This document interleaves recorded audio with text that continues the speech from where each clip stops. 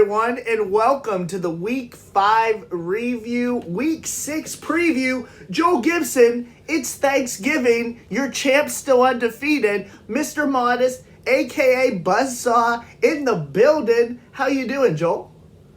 I'm okay. A little disappointed that you're still winning, but I'm okay. Well, you're going to be disappointed for a while, my friend. As we say, happy Thanksgiving to everybody. I'm going to say it now, but I'm also going to say it next Sunday, probably, just because I'm still going to be full from all that food for sure. With that being said, let's just get right into the matchup here, Joel Gibson. First, we'll start with the champs matchup. He's now 5-0, Joel. By the hair on his chinny chin, Joel Gibson, he beats Adam. Adam chooses not to cycle at all this week. I'm blown away. I'm blown away that he didn't cycle today. I'm blown away that he didn't look at the calendar and realize that I was without Jalen Williams, Booker, Hartenstein, Joker for half of the week. I was down so many players, not only for schedule, but there were a ton of teams with 2-game weeks. And I'm telling you, like, half my team was a part of that. So I shouldn't have got away with this win at all. So I will come out and say this one was probably the one if we were going to stop the streak. That's all I'm saying. Yeah, I'm hella bummed. Very, very disappointed. Adam, you could have had this motherfucker. Just even one ad. 2 ads would have fucking put him in the hole, in the ground. We could have finally put this winning streak to an end. Somehow, this man has been beating our asses for a year. Now, Joel Gibson. No one's pissed about it. Now, Joel Gibson. No one's fucking pissed. Joel Gibson, you said for a year. I do want to make a correction for you. I was going to wait for the preview, but since you brought it up, yes, you're right. If I beat Doug this week and I beat you next week, it will be an entire calendar year since I have lost a fantasy basketball matchup. And do you know who that loss was to? Tell me. Phil. It was to Phil, Joel Gibson. It was to Phil. Yeah. And it was a shellacking. It was like 9-2. I looked it up today because I knew I had to be coming up close to a year. But, man, yeah, it was Phil last year. Unbelievable. All right, well, I don't think there's a lot left to say on this matchup. Poor Adam, he could have been the top of the Western Division if he would have won this game. We would have both been 4-1. He would have had the tiebreaker. All he had to do was cycle, and I wouldn't even be top of my own division going into next week. Unbelievable. I hope that this lights a fire under Adam and that he comes out guns blazing the rest of the season. If I were him, I would be so disappointed in myself. Yeah, I'm really disappointed for him for sure. 1 free throw and 2 steals. That's a tiny margin. Next matchup is Phil at Doug. Phil, now that he has his partner Eric, they have filled out their team. So baby steps, but Doug still ran them over. We kind of saw this coming. I think it's going to take a little bit of time for Phil and Eric to get back into it, but at least they have a full roster at this point. Yeah, at least they have a full roster. There's definitely things that they can do still, but a full roster is better than nothing. Why did a thumbs up just appear on your video? Like a like button appeared on the video. That was weird. Anyway, you'll have to watch it back. It was really weird. I don't know. Shout out to Doug. He is running right into a buzzsaw next week, baby. Let's go. Well, he does have Scotty Barnes back, which definitely helped him this week. He looked pretty good today, 18, 7, and 7 with 3 steals and a block. It's a pretty juicy line, and if Tyrese Maxey can...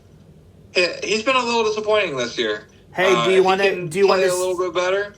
Maybe he can give you a run for your money. You keep bringing up things that I was going to bring up on the actual preview. Maxey only has 2 games next week. On a week where 28 teams have 3 games or more, only the Sixers and the Bucks have 2 games. So This is what happens when you look at schedules. We find out what's going on. Maxie with 2 games, and I'm not afraid of Doug. I'm ready to go. I'm ready to go to the mat, and then I'm gonna beat your ass. We're gonna fucking go, bro. Next matchup is Cody at Neiman. Now, this is another matchup where had Neiman remotely paid attention, set his lineups, cycled, done anything, Cody had a very weak line this week for his team. We could be talking about Neiman and Doug at the top of the East, and then we're talking about, was Cody jokingly losing to you at the beginning of the season? Was that the right move? I don't know, but Neiman doesn't ever let us know because he doesn't set his lineups, he doesn't cycle, we don't know what's going on.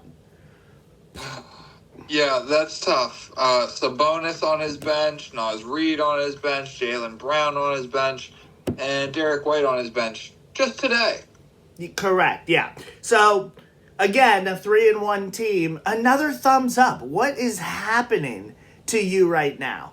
What is going on? I'm literally turning you around on video here. There are random thumbs up going across your screen. I don't know what's going on, but let me tell you. We're just going to let it go. Hey, you're going to have thumbs up randomly on your screen. We're not going to cut this off here. All right. Neiman, set your lineups. Can we cycle? Can we compete? Can we please? I know it's boring losing to me so much. It's really boring. I get it. I know Joel loves it more than most of you do. He loves losing to me. And I know what he loves more. Watching teams that could have beaten me lose to me. That's his favorite thing of all time. And it's the same thing with Cody. Like, Cody's another top-level team that tried to screw Joel over with a joking loss on him. So watching a team that could have beat him lose to him, it just hurts. It hurts. I'm sorry, Joel. It hurts. It hurts. What are we doing if we're not here to compete? Next matchup is Battle of the Homestead Boys, CJ at Steven. CJ won this matchup against Steven. I mean, we talked about it a little bit last week.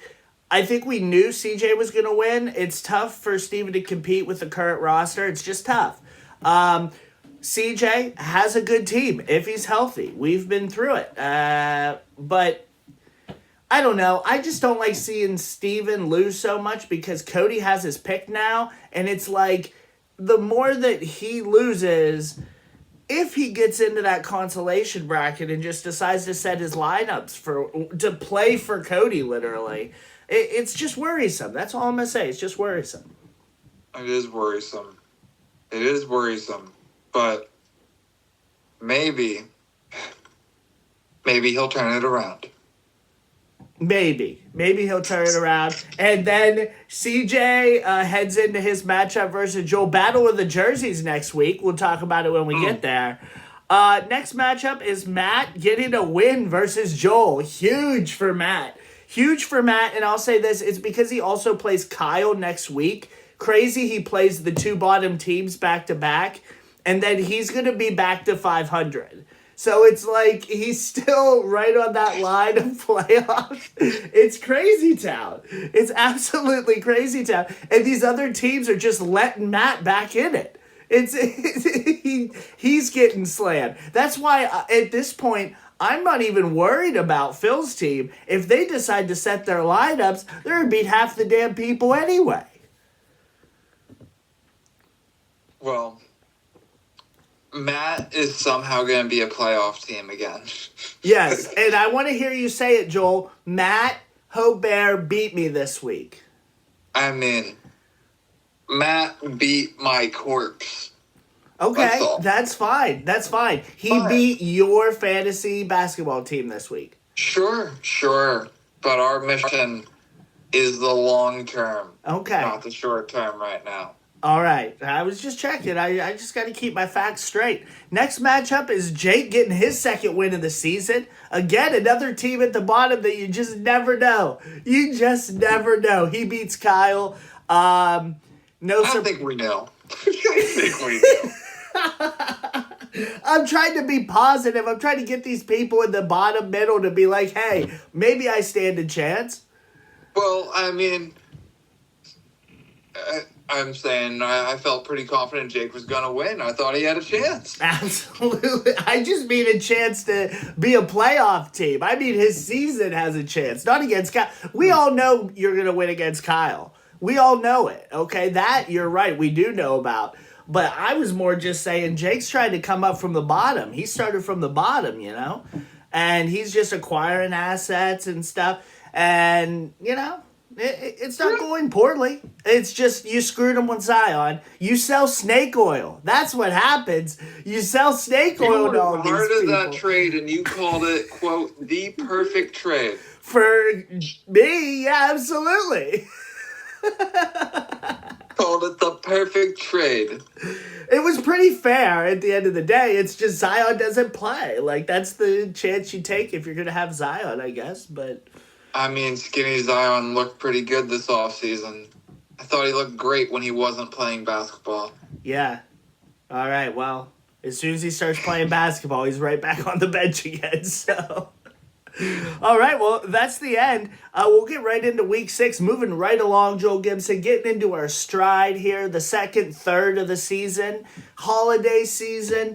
We start with the champs matchup, and it is a 3-1, Doug versus Modest. Oh, this one is going to be tasty, Joel Gibson. It's going to be tasty. Well, he's got a better chance of beating you than I do in the next 2 weeks. It's going to be interesting whether he's, is he willing to really go after you and perhaps drop somebody like a Herb Jones and then have a rotation spot, or is he going to roll with his guys here? We'll see. He's pretty deep, and Tyrese Maxey is due for a revenge tour against you. Scotty Barnes, he's back, playing well, and you believe a lot in Jalen Johnson. Maybe Jalen Johnson will make you pay for it. Yeah, we're going to see how it goes. I think that LaMelo Ball wasted his 50 burger this week against Phil. I think that, LaMelo does play 4 games, so that's probably what concerns me the most here. I think that my team has a lot of players that now finally are playing games and not 2 games a week. And I think I have a cycle spot if I want it. Like, I'm ready to go. There are 3 days that you probably can't cycle this week. It's close, like, depending on your schedule. But those in-between days, things like that, there are little ways I can jab in and out here. And if he doesn't want to jab in and out, I think that I'm going to take this. And I think that just in general, Maxey only having 2 games. Cat is questionable tomorrow, but I think he plays. They always worry about a knee contusion or whatever, but if Cat plays tomorrow, I'm feeling pretty good about it. I think this is the game of the week by far, and I think that I'm going to pull it out in the end, and then we're going to see if you can stop me for a full calendar year. Let's go. So, I think that all sounds interesting. The last thing that I just want to potentially throw a little gasoline on this fire. Didn't you say that you believe Jalen Wilson, or not, Wilson, Jalen Williams, I'm tired, is better than SGA this year? Yes, well, he has been the last 3 weeks in fantasy. Do you think that is going to continue? Are you saying that he's better than SGA? I do not. I think that with Hartenstein back, it hurts Williams more than it does SGA as far as like rebounds and getting the stats that kind of Williams needs to stay above SGA. But if Williams can be a second-round player this year, I'm fine with that. I don't care if SGA is number 3. I don't give a flying fuck because that's going to be great for Williams. I just want him to do well. I do hope for this matchup that Williams continues to be better than SGA, absolutely. But I do not think that he's necessarily better. You heard it here first, guys. Brandon thinks SGA sucks and will not be a factor in this matchup. Excellent.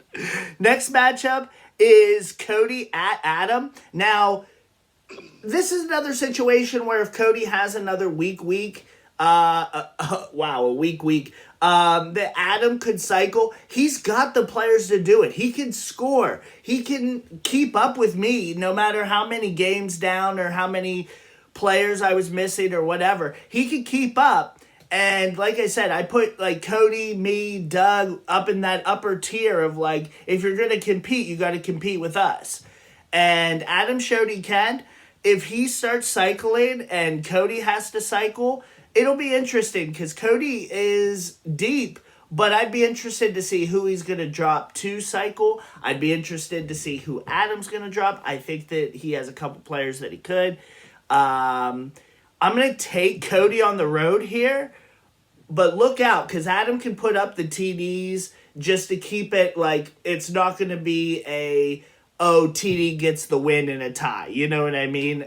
So I'm going to take Cody. But I hope this is a wake-up call to Adam to maybe stir the pot a little bit. Let's see how it goes. I try not to give too much direct advice when we're doing these recaps, but I do believe that Gigi Jackson might be one of the 3 most droppable players in our league right now. I think it would be okay to let him go. I love that you have a ranking system for most droppable in our league. That's fantastic. I think you can throw that fish back in the ocean. Yikes. Yeah, you're absolutely right. I agree with that. It's interesting. I assume you're taking Cody then. Yeah, I'm taking Cody. All right, next matchup, Battle of the Jerseys. We got something on the line this year. Oh, pretty excited to see how it goes. Joel at CJ. Joel, go ahead. So every once in a while this season, I set my lineups, and it's really exciting. We get to kind of show what we can do. Josh Giddey promised a triple-double this week. Ben Simmons already pussied out and said he's sitting out Monday. Let's fucking go. I'm about to light CJ up. This geriatric fuck is about to get crossed the fuck up. I'm picking me, baby. Now, Joel, I just have one question before I make my selection. Is Halliburton going to show up this week? What did he do today? He was 21-9 with 2 steals today. I think he's going to be just fine. He's just a slow starter. All right, I'm going to pick Joel. I'm going to pick fucking Joel. And here's why. I have plenty of reasons. The main reason is I could use a break in the West over there. If CJ loses a second game, that'll put me a full 2 games up in the West, guaranteeing me a top 2 spot no matter what, no matter how it goes. That would be fantastic. So that's what I'm rooting for. Also, can you imagine how bad CJ's going to be if he cannot beat you and then has to buy you a jersey? I can't. I can't. I just can't. I think it's going to be hysterical if that happens. It won't be nearly as funny because you won't say anything. You'll just send him the jersey and, like, that'll be it. He might, like, blow a gasket. It's going to be interesting as fuck. So I'm going to be watching this matchup so closely this week, for There's sure. There's also a lot of injuries. There's a lot. Lot. Cunningham, Scoot Henderson, Noah Clowney, Mark Williams, Andrew Nemhart. That's just on my side. And we know CJ's beat the fuck up. Yeah, it's crazy. There's so many injuries in this matchup. I have no idea. You do kind of need Cade to come back, and there's been no news on this whatsoever. So he's doubtful for tomorrow. So not great. Oh boy. Well, I'm still going, Joel. Let's cause some just excitement in the league. Let's get some excitement. Next matchup is Phil at Steven. I have Cody at 2, Adam at 6. Pretty big, no, Adam stayed at 6 even though he lost because that's how the records panned out. I have Joel at 11, CJ at 4. So a loss here would be interesting for CJ. I have Phil at 10 and Steven at 8. I think Phil's team's better than Steven. I think Phil's team is better than Steven. I think that Eric / Phil, They should get their free agency money rolling, and they should be cycling everybody. Anybody they play from now until the end, and they will be a playoff team for sure. Steven, if he wins this one, huge for the playoffs, especially at the end of the year if Phil kind of teeters as well. If Steven's trying to get into the playoff, it's going to be certainly interesting. He doesn't have his picks, so why not go for it? I'm taking Phil this week, though. I'm also taking Phil, but with hesitation. There's more injuries than you might recall between Kristaps, Chet, obviously Devin Carter, Malik, Luka, Norm Powell, and Jordan Poole. That is a lot of guns down. Oh, man. I didn't know. I should have looked at his actual lineup before. I just assumed that Doug just murdered him just because. So, you're really relying on Anthony Davis and JJJ, Jamal Murray, and Jalen Green to get it done. They have to carry you. Yikes. I'm switching my pick to Steven live on air. I'm going to Steven. That's too much. And if Steven wants to win it, he could cycle him out and it wouldn't matter anyway. I'm going Steven. Yeah. The reason I brought it up is because I'm going Steven. Yeah. I think that Cody needs to call Steven and start bribing him right now, because if Steven goes on a run, that pick could turn real nasty real quick. Next match, I don't condone bribing in this league. Do not do it. Okay, don't do it. Next matchup is Neiman at Jake. Neiman, set your lineups. You'll beat Jake. That's it. He's only missing Embiid. I don't know what he's doing. I don't know if there was something going on this week. He's normally pretty good about setting his lineups. He'll miss one or two, but I think he missed 6 or 7 of the days. Yikes. Yeah, Neiman's got a team that can compete with most. Yeah. He's just got to set his lineups. I agree. So I assume you're taking Neiman? I'm taking Neiman. All right.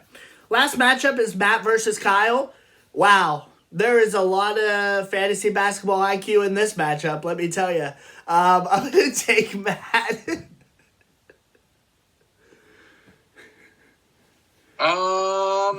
I'm also going to take Matt, but I'm just curious if they round out my bottom 3 for most droppable players. Most likely. I'm not going to deep dive it, but I'm picking Matt. Okay, as I said, I'm picking Matt too. Matt's going to move back to 300, and he's going to be back into the playoff picture, especially if Steven and Jake lose. He's going to be comfortably in the playoff picture if Steven and Jake lose. Joel, if you win, you only be 1 game out of the playoff picture. You haven't been setting your lineups, bro.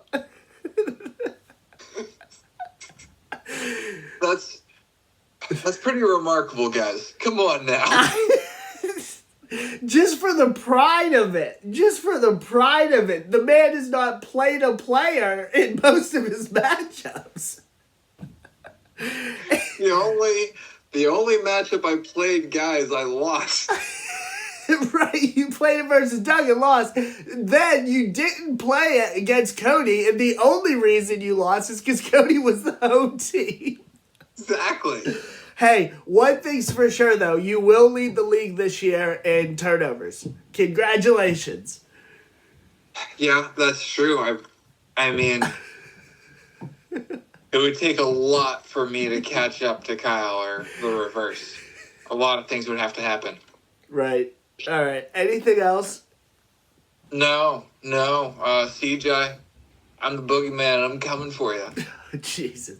Happy Thanksgiving, everyone. I hope everybody gets really fat over the holiday and hangs with family, and all the best to you guys, your families, your pets, your babies, whatever it is. I'd also shout out to Phil. Twins, still, this has got to be miserable. The sleep has got to be miserable, man. Yikes. So shout out to Phil if you watch this at the end. That's all. See you guys. Yeah.